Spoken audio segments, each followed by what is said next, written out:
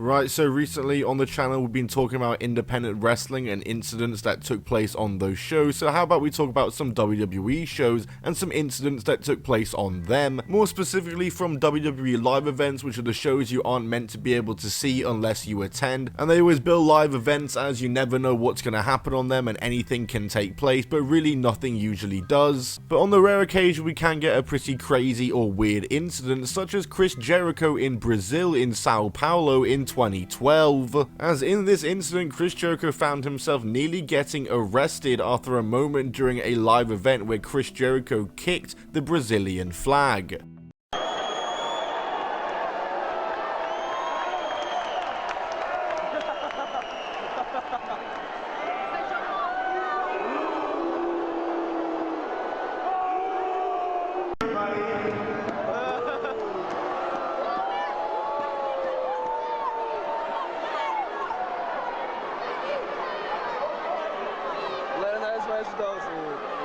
I'd like to apologize for stepping on the flag earlier. I love Brazil. We're very happy to be here to perform for you. So please accept my apology for stepping on your wonderful flag of this wonderful country. And yeah, like I say, Chris Jericho nearly got arrested for this act. It was seen as very disrespectful. It got a lot of backlash to the point where Chris Jericho was actually suspended from the WWE for 30 days and he would release a response to the Brazilian fans and apologize. And he's obviously opened up about the incident since. I want to tell the story about Brazil, the Brazilian flag kicking incident. It was our first show, I believe, ever that the WWE had ever had in Brazil. And it wasn't a great crowd, maybe half of a house, and the crowd was, not super crazy, but they were kind of watching it and digging it and seeing what this WWE stuff was all about.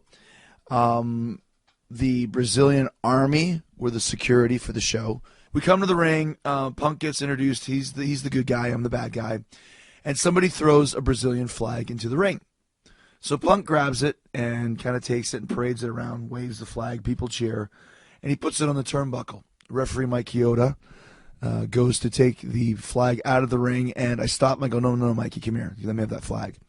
I pick the flag up. I wave it in the air. I drop it on the ground. I step on it. I kick it. I start working the match, and Punk had just finished his shine, and I'm just starting to get the heat on him. I've done the heat spot, so he's selling for me, and I'm in the corner beating him down, and I see a guy behind me extra close.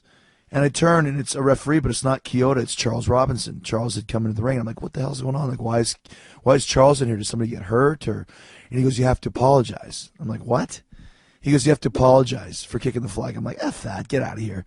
He goes, I'm serious. I'm like, get out of here, go away.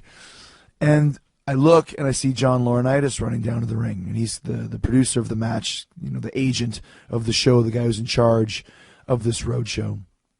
And he goes, seriously, Chris, you have to apologize. This is real. And I grab the microphone and I go in and say, hey, listen, I just want to say I apologize to anybody I offended tonight for kicking this flag. I did not do it maliciously. I did it as part of the show. I did it to entertain you. I would never do something to insult or disrespect the fine people of Brazil. We love your country. We love your flag. And I hope you can forgive me, and I hope you enjoy the show. So yeah, Jericho was suspended for this incident that happened in Brazil, but there have also been times where wrestlers were fired for incidents that took place at live events. And the first one that came to my mind was Brad Maddox. You might not even remember, he was in WWE as a referee at first. He cost Ryback that match against CM Punk, if you remember that, at Hell in a Cell. And then he was the GM, and then he actually did wrestle as well, and then he ended up getting fired due to an incident at a live event where he said the term cocky pricks during a promo, which for whatever reason got a lot of heat. And yeah, he was fired for this, which I think is quite a random firing. I didn't see why he was fired for this whatsoever. Obviously, Brad Maddox is not a fumble at all. They could release him and no one would have batted an eye, but I gotta say, it was a bit of an overreaction firing him because of this. Another person who got fired during a live event incident was Finlay, and that was because in 2011, he actually gave advice to The Miz during a live event to interrupt the national anthem to get some heel heat. And this was ill-advised from Finlay towards The Miz, as he did end up doing this, and it got a lot of backlash and heat from not only sponsors, but I believe veterans in the crowd. And obviously Fit Finlay was the one to be blamed for it, and he did end up getting fired for this.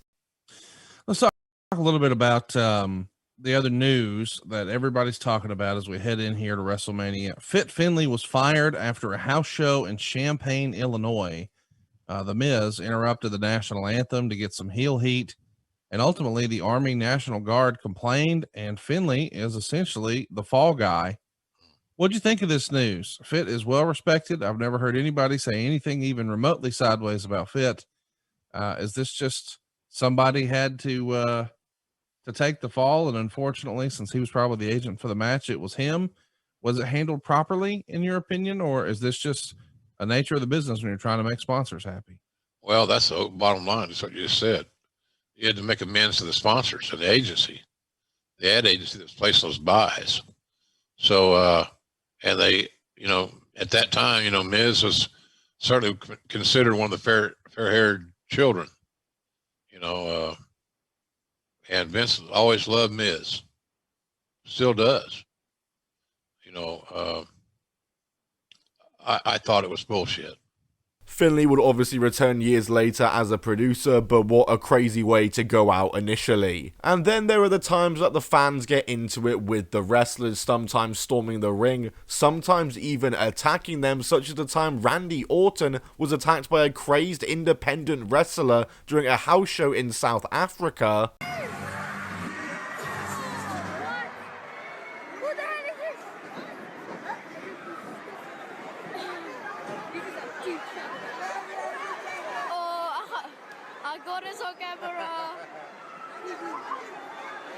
Yeah, like I said, this guy was an independent wrestler. He then tried to work it into some sort of angle to try get into the WWE, but then did eventually plead guilty to all charges, obviously. Yeah, WWE obviously filed a police report against this guy. The evidence is on their YouTube channel to see. So why did I jump off the stage? That's the question at the moment.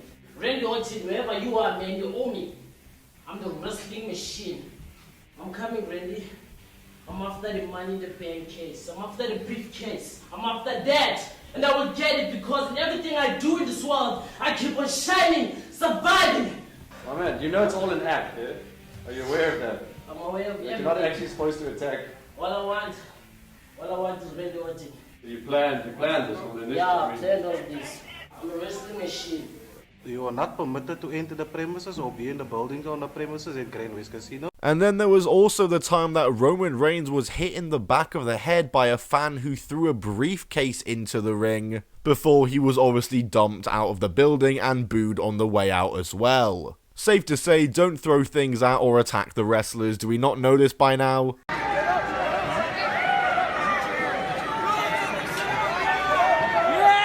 Cash in! Cash in! Throw the briefcase in! Cash it in! Cash it in! Where's the ref? Where's the ref? Where's the ref? Cash in! Get them in there! Cash that shit in! Get the ref! I'll get up there!